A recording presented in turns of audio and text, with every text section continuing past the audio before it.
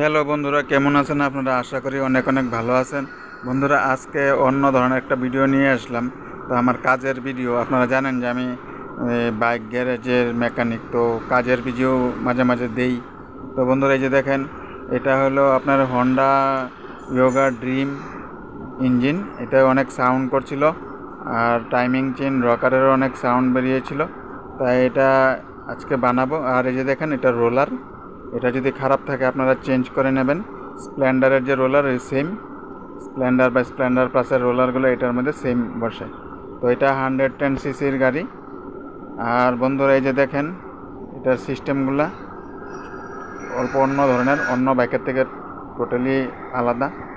আর এই যে দেখেন হেড, এটার হেডের কাজও কিন্তু অন্য গাড়ির হেডের মতো মিলে না, তো অন্য ধরনের আলাদাই থাকে। এই যে দেখেন, আমি নতুন ভ্যালভ লাগিয়ে দিলাম, সব সাফা করে পেট্রোল কেরোসিন দিয়ে ধুয়ে সুন্দর করে সাফা করে ভ্যালভ লাগিয়ে দিলাম।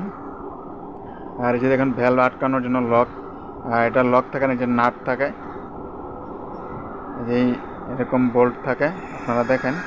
আর এই যে রকার, এই রকারগুলো এইভাবে ঢুকায় নিতে হবে।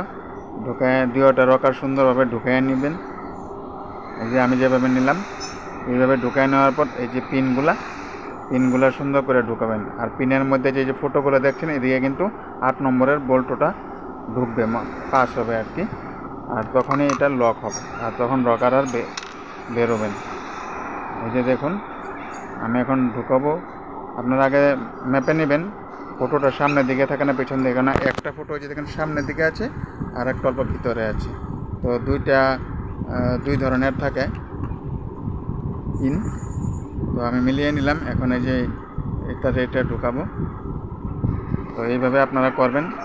আর এটার হেডের কাজ অন্য হিরো হন্ডা বা টিভিএসের মতো না, একটু আলাদাই, যেহেতু এটা হন্ডা ড্রিম ইয়োগা।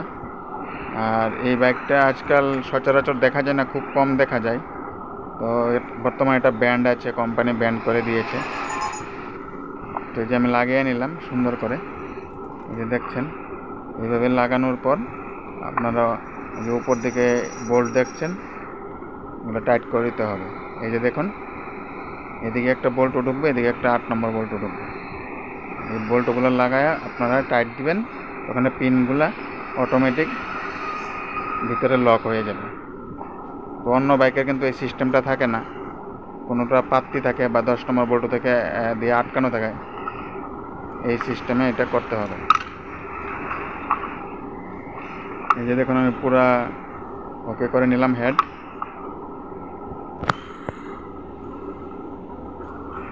তো বন্ধুরা, ভিডিও একটু লম্বা হইতেছে, কিছু মনে করেন না। তো এদিকে সব ধুয়ে মুছে হেড তো আমি ফিটিং করিয়ে দিলাম আগে। আর এই যে ব্লকটা আমি বোরিং করেছি, আর যে ভ্যালভগুলো নতুন লাগালাম, আর সব ধুয়ে মুছে রাখলাম। এখানে একটা একটা করে ফিটিং করব। এই যে দেখুন হেড, ব্লক। আর এখানে পিস্টনটা সেটিং করব। এই শ্যাম কোম্পানির পিস্টন দেখুন, 580 টাকা নিয়েছে। এই যে এক এক করে সব বের করে নিলাম। এখানে রিংগুলা লাগাবো। আর এই যে রিং লাগানোর আগে আপনারা এক কাজ করবেন, যে কোনো একটা সাইডের লকটা আগে লাগাই নেবেন, তখন ফিটিং করতে অনেক হেল্পফুল হয়। কেননা পরে লক লাগাতে গেলে অনেক সময় অনেক মেকানিকটা দেখা যায় লক ইঞ্জিনের ভিতরে চলে যায় বা বাইরে যদি ছিটকে পড়ে যায়, পরে আর খুঁজে পাওয়া যায় না। তো তার জন্য যদি আপনারা আগে একটা লক লাগায় নেন, তাহলে অনেক সুবিধা হয়। পরে আপনার কানেক্টিং রডের সাইডে অল্প কাপড় দিয়ে আর একটা লক আরামসে লাগিয়ে নেবেন।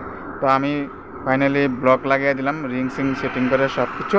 আর এই যে দেখুন, এটা টাইমিং এক তো পিস্টন টপে হবে, আপনারা সবাই জানেন। আর এই যে ইঞ্জিনের কেসিংয়ে যে এরো দাগটা থাকে, আর এই যে আপনার ক্র্যাঙ্কের যে লকটা থাকে, ওই ক্র্যাঙ্কের লক আর কেচিংয়ের যে এরো আর পিস্টন টপ, এটার টাইমিং বন্ধুরা। আর হেডেরও টাইমিং আছে, আমি আপনাদেরকে দেখাবো। এই যে দেখুন, আর এই যে দেখুন দুইটা চিহ্ন দেখছেন, একটা বড় একটা ছোট পিস্টনের। এই যে যেটা বড় ভ্যালভ, ওটা বড় দাগটার পাশে হবে, আর ছোট ভ্যালভটা ছোট দাগটার পাশে হবে। আর এটা হলো পিস্টনের টাইমিং, এই জিনিসটা হলো পিস্টনের টাইমিং। তো আপনারা এটা দেখে ফিটিং করবেন। আর এখন টাইমিং চেন দেবো।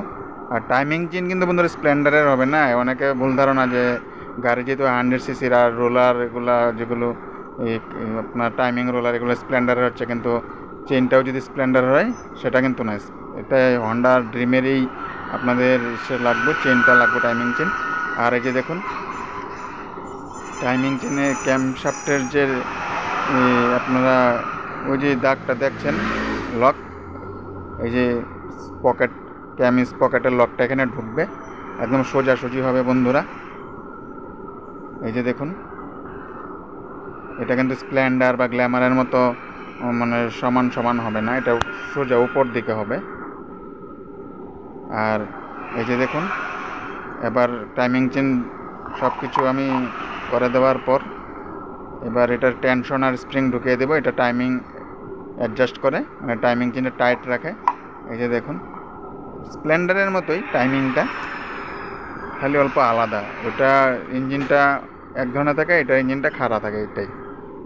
আর এইভাবে এটা ঢোকানোর পর আমি এই যে আপনারা একটা বোল্টও দেখাচ্ছি, এই যে এই বোল্টটা খুলে নেবেন। খুলে এদিকে আপনারা অল্প মোবিল দিয়ে দিবেন। মোবিল পাম্প দিয়ে মোবিল করলে কি হয়, এটার যে কম্প্রেসারটা বেড়ে যায়, যেটা টাইমিংয়ের কম্প্রেসার সেটা বেড়ে যায়। আর তখন দেখবেন আপনার টাইমিং চেন আরও অল্প টাইট হবে। এই যে দেখুন, তারপর আপনারা বোল্টটা লাগিয়ে নেবেন। তো এদিকে ফাইনালি আমার টাইমিং চেনের কাজ কমপ্লিট। আপনারা টাইমিং কীভাবে মেলানো হয় দেখলেন, তারপরে block setting, piston ring setting এগুলো সব আপনাদেরকে দেখালাম। আর এই যে রোলারটা যদি খারাপ থাকে তো আপনারা চেঞ্জ করে নেবেন, বেশি দাম না, 40-45 টাকার দাম রোলারটার। আর এবার টাইমিং সেটিং করা হয়ে গেছে।